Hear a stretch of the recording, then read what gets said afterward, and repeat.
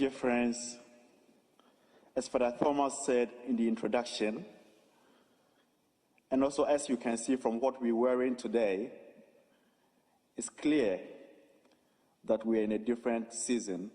It's a different celebration today. Today we celebrate the feast of Pentecost. Pentecost was a Jewish feast. They celebrated it 50 days after the Passover. So for us Christians, it's 50 days after Easter. According to history, Pentecost was a feast of thanksgiving.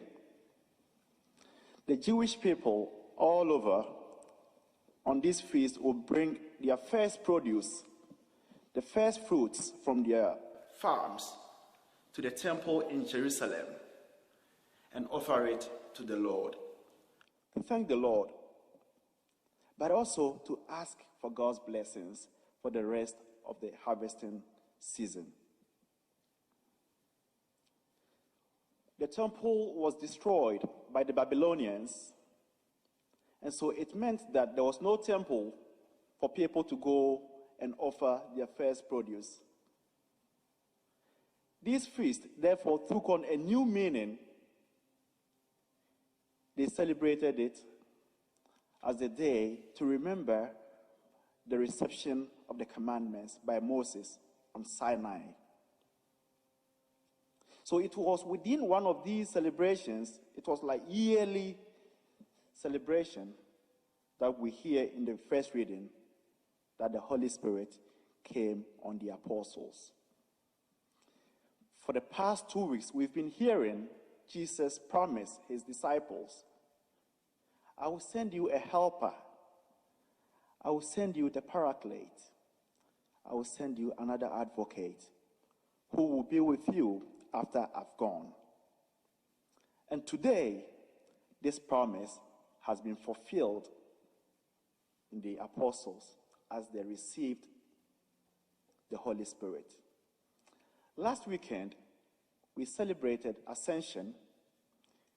In our first reading, we heard that Jesus told them, stay in Jerusalem until you receive the Holy Spirit. This Holy Spirit will empower you, and from there you will be my witnesses in Jerusalem, in Judea, in Samaria, and to the ends of the earth. I want us to pause here and reflect a bit on what we heard last weekend. Jesus knew that this mission he was entrusting to the apostles was going to be a very tough mission. Why tough? In Jerusalem, it was sure that the chief priests, the scribes, and the Sadducees would be an obstacle to the mission of the apostles. In Samaria, we know that the Samaritans and the Jews were not in good terms. And so now going there to evangelize meant it would be a very difficult mission. To the ends of the earth, they were going to meet different cultures, different people, different languages, and these were going to make their mission very tough.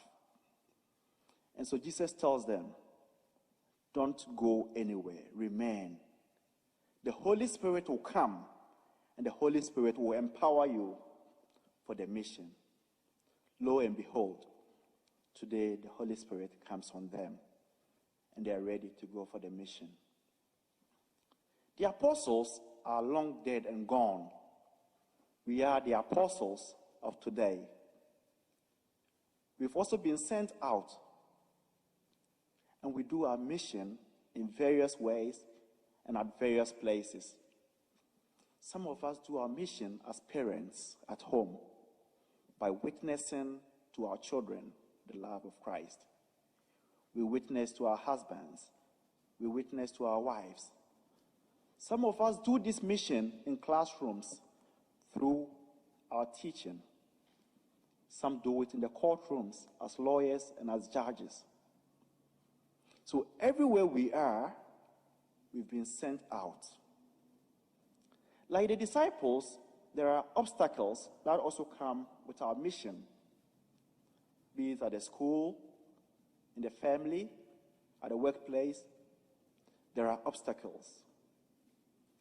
But like the disciples, the Lord does not leave us alone. The Lord empowers us with the Holy Spirit. We've also received the Holy Spirit. When we were baptized, we received the Holy Spirit. When we were confirmed, we received more of the Holy Spirit. Being empowered does not mean there will not be any obstacles. The obstacles will always be there. But because we've been empowered by the Holy Spirit, we are able to stand up to all the challenges that come our way. Some might doubt, but I don't see the Holy Spirit. And I tell you, hold on.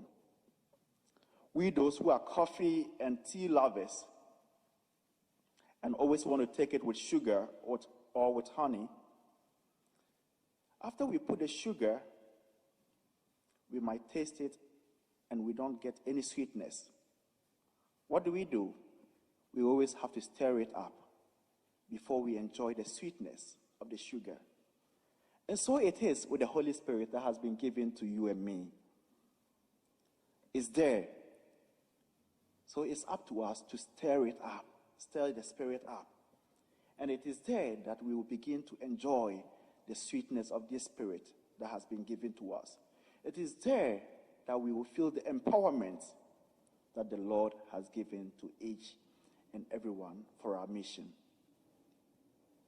And so today is my prayer that the Lord will rekindle the Spirit within us, and that we will also live in that constant awareness that we've been empowered. We can enjoy our empowerment by befriending the Holy Spirit. Call on the Holy Spirit. Argue with the Holy Spirit. Tell the Holy Spirit what you think, just as we do with our friends. And the Holy Spirit will always be there for you. The Holy Spirit is our helper. He's our paraclete. He's the advocate who comes to help us when we are weak. So may our mission be empowered by the Spirit of God. And may the Spirit that comes to the Pentecost be our portion. May God bless us all.